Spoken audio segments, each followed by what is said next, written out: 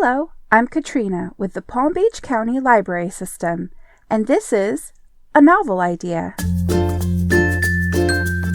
In this program, we share with you the first chapter of a work of fiction to give you a preview of the story, voice, and style of a book that's currently available to borrow from one or more of our digital collections.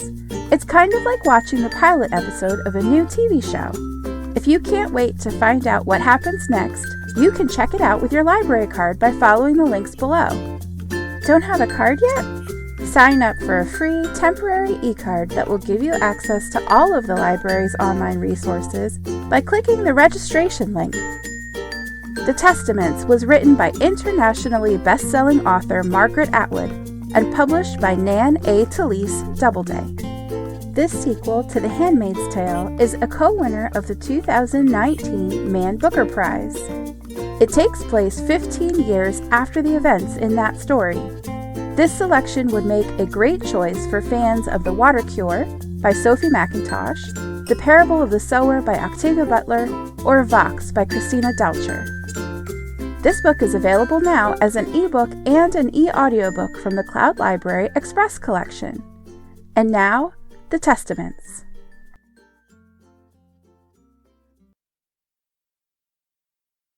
Part 1. Statue. The Ardua Hall Holograph. Only dead people are allowed to have statues, but I have been given one while still alive. Already, I am petrified. This statue was a small token of appreciation for my many contributions, said the citation, which was read out by Aunt Vidala. She'd been assigned the task by our superiors and was far from appreciative.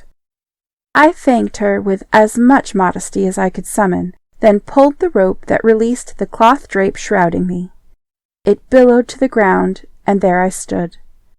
We don't do cheering here at Ardua Hall, but there was some discreet clapping. I inclined my head in a nod. My statue is larger than life, as statues tend to be, and shows me as younger, slimmer, and in better shape than I've been for some time. I'm standing straight, shoulders back, my lips curved into a firm but benevolent smile.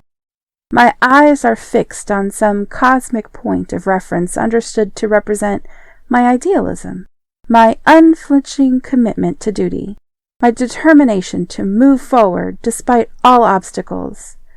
Not that anything in the sky would be visible to my statue, placed as it is in a morose cluster of trees and shrubs beside the footpath running in front of Ardua Hall. We aunts must not be too presumptuous, even in stone.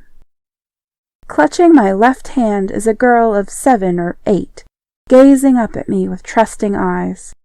My right hand rests on the head of a woman crouched at my side, her hair veiled, her eyes upturned in an expression that could be read as either craven or grateful, one of our handmaids, and behind me is one of my Pearl girls, ready to set out on her missionary work. Hanging from a belt around my waist is my taser. This weapon reminds me of my failings. Had I been more effective, I would not have needed such an implement. The persuasion in my voice would have been enough. As a group of statuary, it's not a great success. Too crowded. I would have preferred more emphasis on myself. But at least I look sane. It could well have been otherwise, as the elderly sculptress, a true believer, since deceased, had a tendency to confer bulging eyes on her subjects as a sign of their pious fervor. Her bust of Aunt Helena looks rabid, and that of Aunt Vidala is hyperthyroid, and that of Aunt Elizabeth appears ready to explode.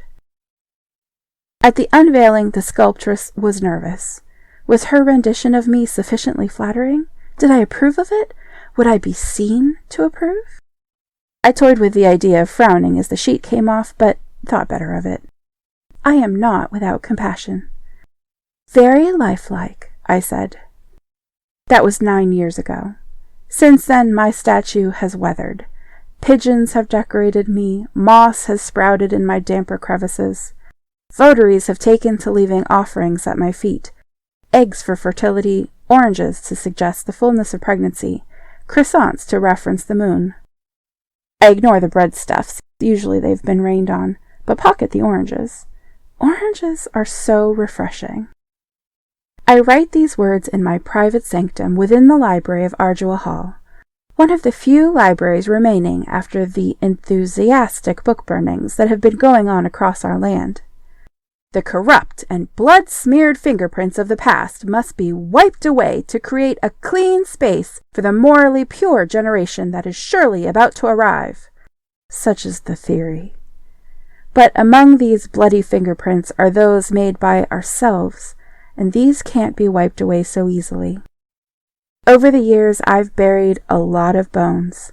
Now I'm inclined to dig them up again, if only for your edification, my unknown reader. If you are reading, this manuscript at least will have survived. Though perhaps I'm fantasizing. Perhaps I will never have a reader. Perhaps I'll only be talking to the wall, in more ways than one. That's enough inscribing for today. My hand hurts, my back aches, and my nightly cup of hot milk awaits me. I'll stash this screed in its hiding place, avoiding the surveillance cameras. I know where they are, having placed them myself. Despite such precautions, I'm aware of the risk I'm running. Writing can be dangerous. What betrayals, and then what denunciations might lie in store for me? There are several within Ardua Hall who would love to get their hands on these pages. Wait, I counsel them silently. It will get worse.